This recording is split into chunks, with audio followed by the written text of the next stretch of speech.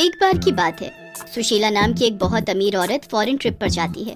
वो एक बड़े से आइसलैंड में एक आलीशान रिसोर्ट बुक करती है और वहाँ अपनी छुट्टियाँ मनाती है। ओह, कितना सुकून है यहाँ की हवाओं में। मैं तो तंग ही आ गई थी अपने शहर की भीड़ भाड़ और शोर शराबे से। जिस रिसोर्ट पर सुशीला रुकी थी वहाँ के बेसमेंट में एक चुड़ैल कैद थी। एक शाम को जब सुशीला रिसोर्ट के स्विमिंग पूल के पास वॉक कर रही थी कि तभी उसका ध्यान बेसमेंट की तरफ जाता है। ओह, ये क्या? ये तो ऐसा लग रहा है जैसे कि कोई अंडरग्राउंड बार है। मुझे यहाँ आए 4 दिन हो गए हैं और कल मुझे वापस भी जाना है। फिर भी मैंने अब तक इस बेसमेंट पर ध्यान क्यों नहीं दिया? चलो चलकर देखती हूँ आखिर नीचे इस बेसमेंट में क्या है। इतना कहकर सुशीला जल्दी से नीचे जाती है और जल्दबाजी में वहाँ बेसमेंट के बाहर लगे हुए बोर्ड को नहीं पढ़ती है। उस बोर्ड पर साफ साफ लिखा था कि नीचे जाना मना है। अरे, ये तो कोई बार नहीं लग रहा है, बल्कि ये तो कोई एक कबाड़ खाना है। छी, कितनी गंदी बदबू आ रही है यहाँ से निकलना पड़ेगा। सुशीला इस बात से बिल्कुल अनजान थी कि उस बेसमेंट में एक डरावनी चुड़ैल कई सालों से कैद थी और इसीलिए होटल वालों ने बेसमेंट में आना जाना मना कर रखा था। तभी चुड़ैल की नजर सुशीला पर पड़ती है। अरे वाह, शिकार! इतने देर बाद तो यहाँ कोई एंट्री लिया है, इसे मैं हाथ से जाने नहीं दूंगी। इतना कहकर चुड़ैल सुशीला के शरीर में घुस जाती है। ओह वाह, अब मैं इस पागल औरत के शरीर का इस्तेमाल करके इस बेसमेंट की कैद से आजाद हो जाऊंगी। अगले दिन सुशीला की वापस इंडिया की फ्लाइट थी और चुड़ैल उसके शरीर में अभी भी घुसी हुई थी और इस तरह चुड़ैल सुशीला के शरीर में घुसकर ही इंडिया आ जाती है। इंडिया आते ही चुड़ैल सुशीला के शरीर को छोड़ देती है और बाहर निकल आती है। वाह, क्या प्लेस है, मजा ही आ गया। जब मुझे आजादी मिली तो सिर्फ उस गंदे बदबूदार बेसमेंट से ही नहीं बल्कि पूरे देश से। इस नई कंट्री में आकर कितना अच्छा लग रहा है। चलो किसी को डराती हूँ। चुड़ैल भटकते भटकते गांव में पहुंच जाती है और कुछ लोगों को एक पेड़ के नीचे बैठकर बातें करते हुए देखती है। वाह, मिल गया मेरा शिकार। देखो कितने मजे से आपस में टॉक कर रहे हैं। अभी जाकर इनके मजे लेती हूँ। चुड़ैल उन आदमियों के पास जाकर खड़ी हो जाती है और डरावनी आवाजें निकालने लगती है। उन आदमियों को उस चुड़ैल को देखकर बहुत हैरानी होती है और उनमें से एक आदमी कहता है, अरे ओए, क्या शोर मचा रखा है, और वो भी हमारे कानों के इतने पास खड़े होकर।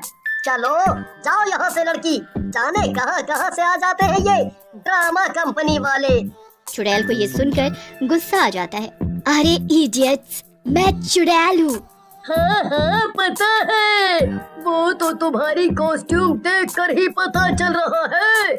इसमें बताना क्या कि तुम नाटक में चुड़ैल बनी हो, पर जाकर अपनी प्रैक्टिस कहीं और करो। प्रैक्टिस? कैसी प्रैक्टिस? अरे मैं असली चुड़ैल हूँ। अच्छा, तू चुड़ैल है? हाँ, और मैं डायन हूँ। चल हट, भाग यहाँ से, पता नहीं कहाँ कहाँ से आ जाते हैं। अरे भाई, लातों के भूत बातों से नहीं मानते, फिर ये तो चुड़ैल है, इसे तो मार के ही समझाना पड़ेगा। चुड़ैल को ये सुनकर बहुत गुस्सा आता है और वो उस आदमी को पकड़कर उल्टा लटका देती है। अब यकीन हुआ तुझे? बचाओ, बचाओ, अरे कोई तो मुझे बचाओ। अरे बाप रे, ये तो असली की चुड़ैल निकली। भागो यहाँ से, भागो। चुड़ैल उस आदमी को बहुत दूर पटक देती है। बड़ा आया था मुझे लात मारकर भगाने वाला, अब मुझे कई सालों तक याद रहेगा। इतना कहकर चुड़ैल आगे बढ़ जाती है। अब शाम होने को आई थी और चुड़ैल इतने लंबे सफर के बाद काफी थक भी गई थी। ओहो, अपने देश में तो मैं बेसमेंट में ही सो जाया करती थी, लेकिन अब मैं यहाँ कहाँ सोऊंगी? तभी चुड़ैल को एक कब्रिस्तान दिखाई देता है। वो उस कब्रिस्तान के अंदर चली। वाह, मैंने सुना था कि इस देश के भूत अक्सर कब्रिस्तान में ही रहते थे।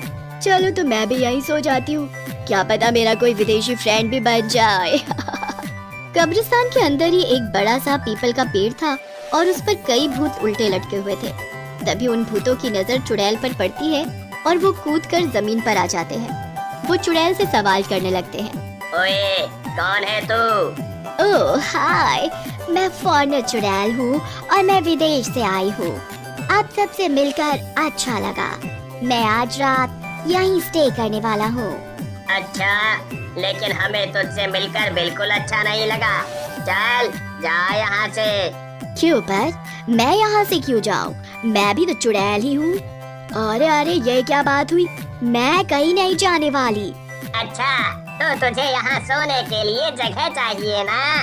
तो चल, हमें कोई फॉरेन का गाना सुना और साथ ही उस पर नाच के भी दिखा। जरा हमारा भी तो एंटरटेनमेंट हो। सभी भूत ये सुनकर जोर जोर से हंसने लगते हैं, पर मुझे तो गाना और नाचना नहीं आता। अच्छा, वैसे मेरे पास एक और आइडिया है।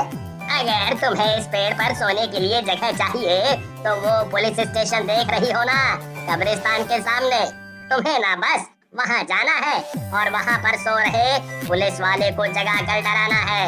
फिर हम तुम्हें यहाँ सोने देंगे। बस इतनी सी बात। ठीक है, अभी जाती हूँ। इतना कहकर चुड़ैल तो पुलिस स्टेशन की तरफ चल देती है, पर उधर सभी भूत हंसने लगते हैं। इस बेचारी को क्या पता कि पुलिस वाला इसकी कैसी धुलाई करने वाला है।